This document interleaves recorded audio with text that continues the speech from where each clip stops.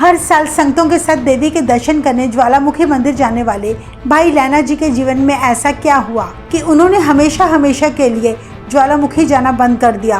क्यों उन्होंने संगतों से कहा कि अब से मैं कभी भी देवी के दर्शन करने नहीं जाऊंगा? आखिर उनके जीवन में कौन आया जिसने उनका जीवन ही बदल कर रख दिया और वे भाई लैना जी से सिखों के दूसरे गुरु अंगद देव जी बन गए? आज की इस वीडियो में हम आपको इसकी पूरी जानकारी देने जा रहे हैं, सो वीडियो को आप एंड तक पूरा देखें। वाहे गुरु वाहे गुरु वाहे गुरु।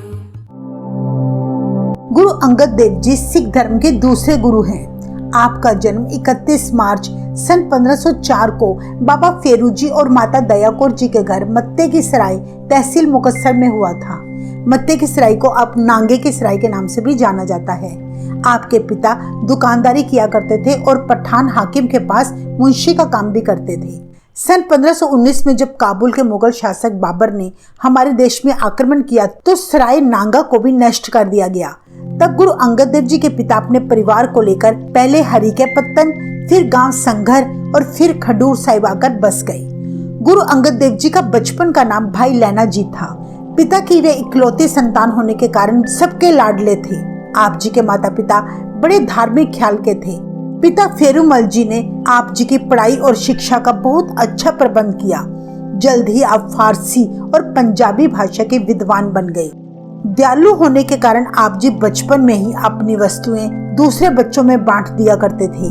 खडूर साहिब में आते जाते साधुओं संतों को अपने घर में ले आया करते और उनकी बड़े चाव से सेवा करते। आप जी अपने माता पिता का बड़ा आदर करते थे। खडूर के लोग भी आपके परिवार का बड़ा सम्मान करते। जब भाई लैना जी जवान हुए तब उनका विवाह 1520 में श्री देवी चंद की पुत्री खीवी जी के साथ कर दिया गया। माता खीवी जी धैर्य, संतोष, नेक तथा मधुर स्वभाव वाली स्त्री थी। बहू बनकर उन्होंने सबका दिल जीत लिया। भाई लैना जी और माता खीवी जी के घर 2 बेटे और 2 बेटियों ने जन्म लिया। 2 बड़े बेटे दासू और दातू जी थे और 2 बेटियां बीबी अमरोजी और बीबी अनोखी जी थी। कहा जाता है कि भाई लैना जी के पिता भाई फेरूमल जी देवी के भक्त थे, जो हर साल संगतों का जत्था लेकर ज्वालामुखी मंदिर जाया करते थे। माता पिता का प्रभाव बच्चे पर भी अवश्य पड़ता है, इसीलिए पिता से प्रभावित होकर भाई लैना जी भी देवी दर्शनों को जाने लगे। 1526 में पिता की मृत्यु होने के बाद घर की सारी जिम्मेदारी भाई लैना जी पर आ गई। अब वे जत्थे के मुखिया बनकर देवी के दर्शनों को जाने लग पड़े। ये नियम निभाते उन्हें करीब 5 साल हो गए, पर जिस तरह की शांति और संतुष्टि वे चाहते थे वे उन्हें नहीं मिली। उन्हें ऐसा लगता था कि उनके अंदर कोई कमी है जो पूरी नहीं हो रही।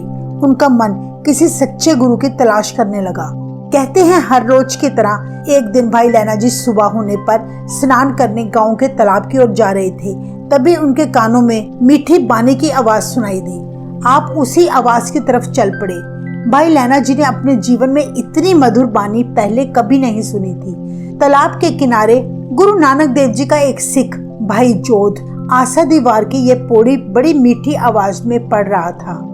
जित सेवियै सुख पाइयै सो साहिब सदा संभालियै, जित कीता पाइयै अपना सा काल बुरी क्यों कालियै, मंदा मूल न कीचई दे लम्मी नदर निहालियै, ज्यों साहिब नाल न हारियै ते वेहा पासा टालियै, किछ लाहे ऊपर कालियै। जिसका अर्थ है कि जिस मालिक को याद करने से सभी सुख मिलते हैं उसे सदा याद रखना चाहिए। यदि मनुष्य ने अपने कर्मों का फल खुद ही भोगना है तो फिर बुरे काम क्यों किए जाएं? सो भूलकर भी बुरा काम नहीं करना चाहिए, यानी हम ऐसा काम क्यों करें जिससे ईश्वर की ओर से हार मिले। इंसान को हमेशा ऐसे काम करने चाहिए जिससे प्रभु के साथ प्रीति बनी रहे। भाई जोध जी बानी का पाठ करते जा रहे थे और भाई लैना जी मंत्रमुग्ध होकर उनके पास बैठे अजीब सा आनंद अनुभव कर रहे थे। भाई जोध जी ने जब आंखें खोली तो भाई लैना जी ने उनसे पूछा, आप किनकी बानी पढ़ रहे हैं? मेरे मन को बहुत सुख और शांति मिली है। भाई जोध जी बोले, ये बानी तो गुरु नानक देव पातशाह की है, जो आजकल करतारपुर में परमात्मा की जोत जगाकर कलयुग के लोगों का उद्धार कर रहे हैं। कहते हैं तभी भाई लैना जी ने करतारपुर जाकर उनके दर्शन करने का मन बना लिया।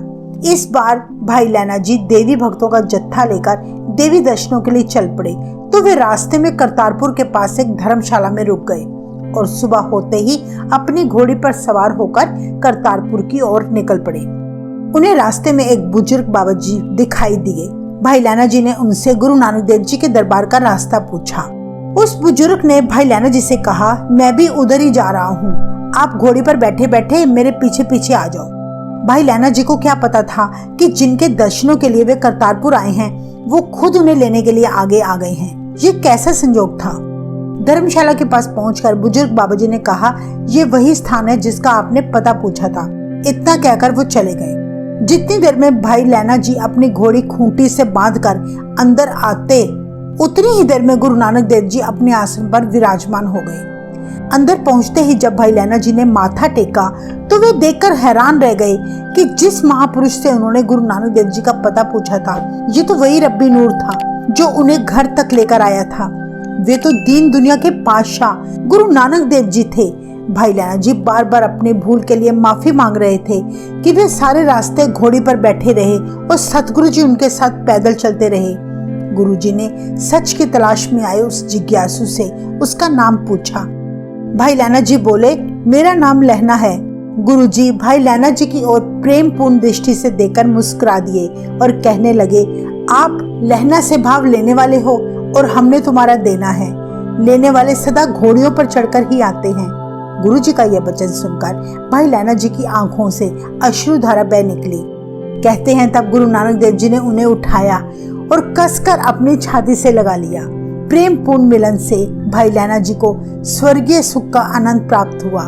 ऐसे सुख का अनुभव जीवन में अब तक उन्होंने पहले कभी नहीं किया था। एक रात विश्राम करके उन्होंने देवी भक्तों के जत्थे को जाकर कह दिया कि वे बेशक देवी दर्शनों को चले जाएं। उन्हें जिस मंजिल की तलाश थी वह मंजिल उन्हें अब मिल चुकी है। भाई लैना जी कुछ दिन करतारपुर में गुरु नानक देव जी की संगत में रहकर फिर खडूर वापस लौट आए।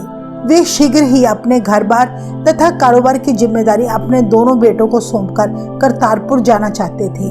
अब खडूर में उनका दिल नहीं लगता था। हर समय उनका ध्यान गुरु नानक देव जी के चरणों में ही लगा रहता। बाबा नानक से एक ही मिलन ने उनका सारा जीवन ही बदल दिया। घर की सारी जिम्मेदारी माता खीवी जी और अपने बेटों को सौंपकर वे करतारपुर वापस आ गई। खडूर से चलते समय उन्होंने अपने सिर पर 1.25 मन नमक की एक डली उठा ली। ये नमक वे गुरु के लंगर के लिए ले जा रहे थे। करतारपुर पहुंचकर नमक की डली उन्होंने लंगर में रखकर गुरु नानक देव जी के बारे में पूछा तो पता चला कि गुरु जी धान के खेतों में गए हुए हैं। फिर वे भी खेतों की तरफ चल पड़े। गुरु जी के पास पहुंचकर उन्होंने क्या देखा, गुरु नानक देव जी के पास ही घास का बंधा हुआ एक गट्ठर पड़ा था। बारिश के कारण घास गीला हो चुका था, उसमें से कीचड़ वाला पानी बह रहा था। गुरु नानक देव जी ने भाई लैना जी को वही घास उठाने का आदेश देते हुए कहा कि इसे हमारे घर पर छोड़ आओ। भाई लैना जी ने अपने कपड़ों की परवाह किए बिना ही गुरु नानक देव जी का हुक्म माना और वे घास का गट्ठर सिर पर उठा लिया और गुरु जी के घर ले आए।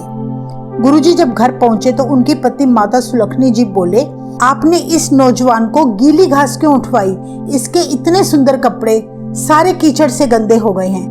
माता सुलखनी जी की बात सुनकर गुरु नानक देव जी मुस्कुराकर बोले, ये कीचड़ नहीं, ये तो केसर के छींटे हैं। ये गट्ठर कोई और नहीं उठा सकता था, इसीलिए हमने इससे उठवाया है।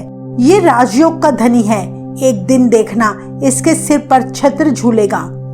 गुरु जी के वचनों में गहरा रहस्य छिपा था।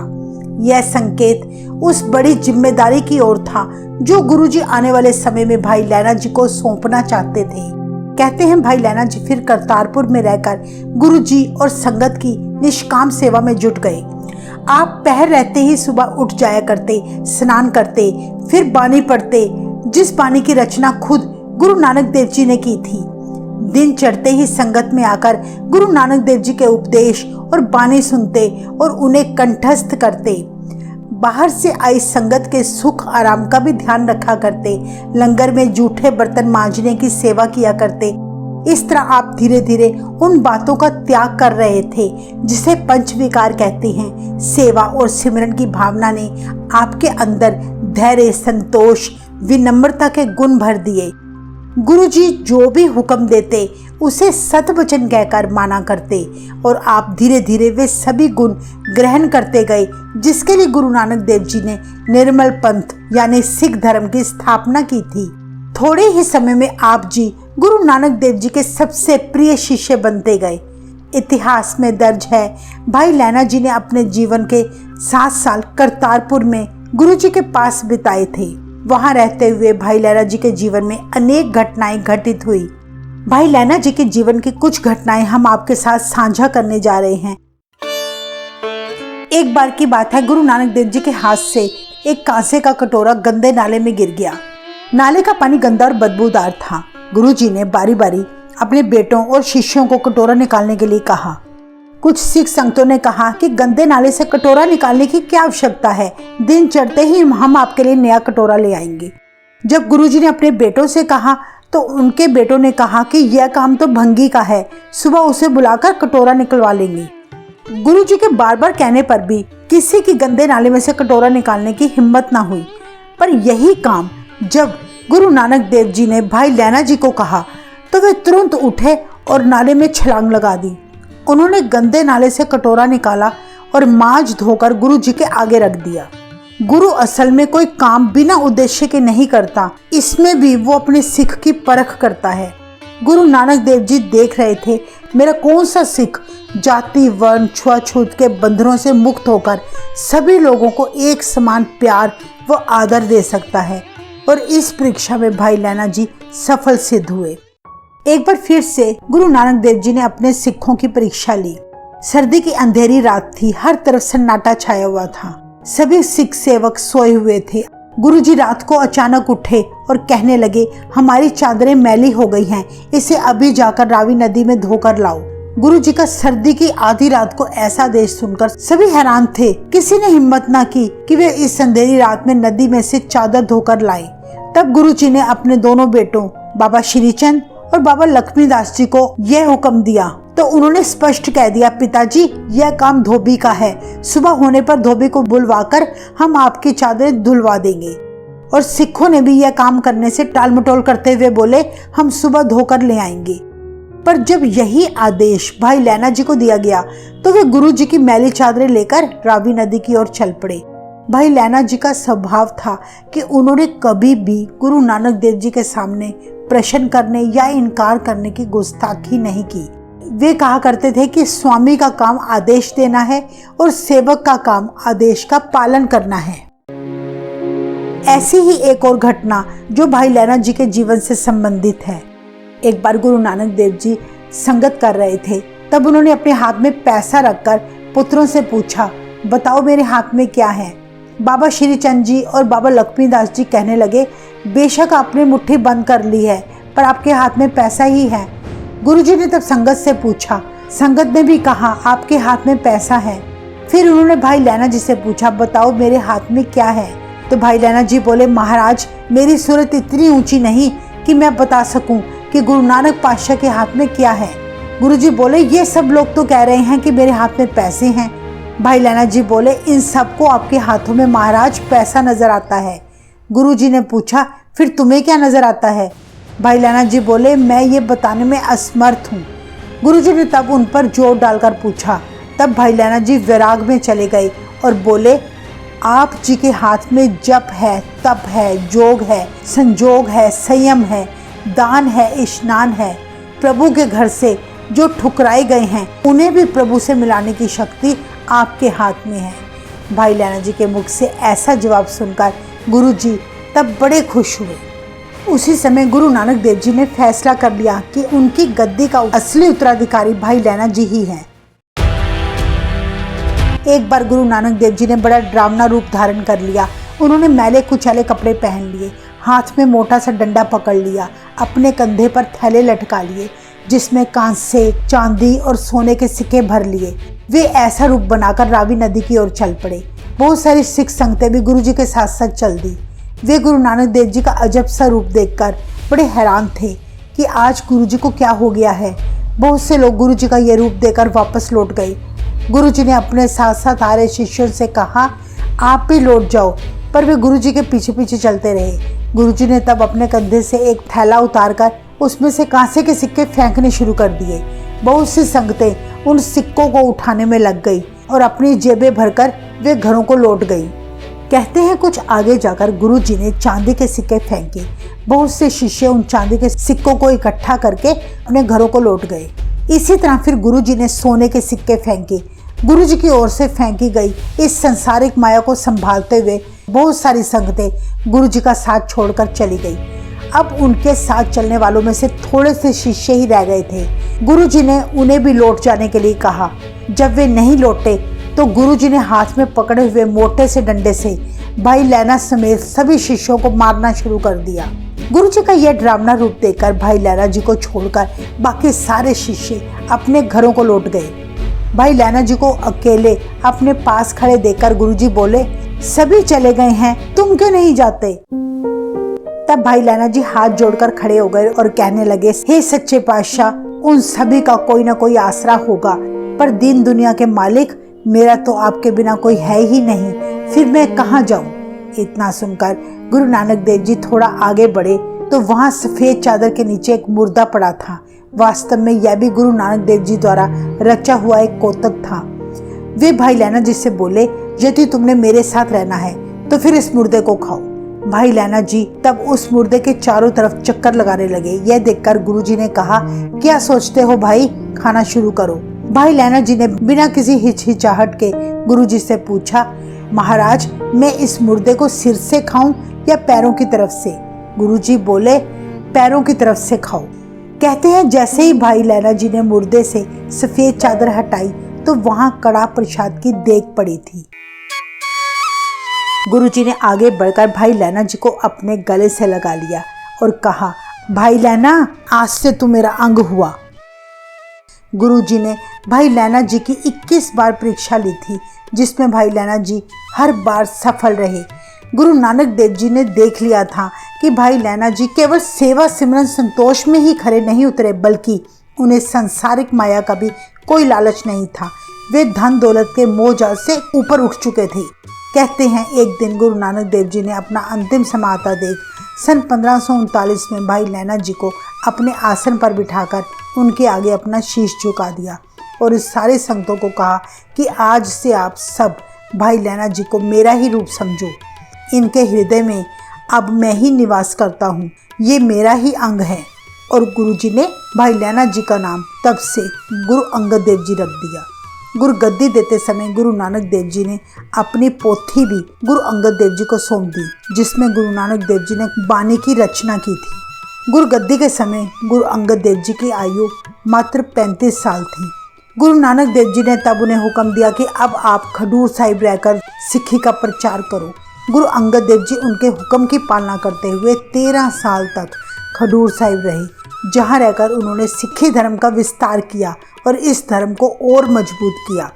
यहाँ ध्यान देने वाली बात है कि गुरु नानक देव जी ने अपने पुत्रों को गद्दी न देकर अपने सेवक को गद्दी सौंपी, क्योंकि उनके सेवक में वो सभी गुण मौजूद थे जो एक गुरु में होने चाहिए। वाहिगुरु जी का खालसा, वाहिगुरु जी की फतेह।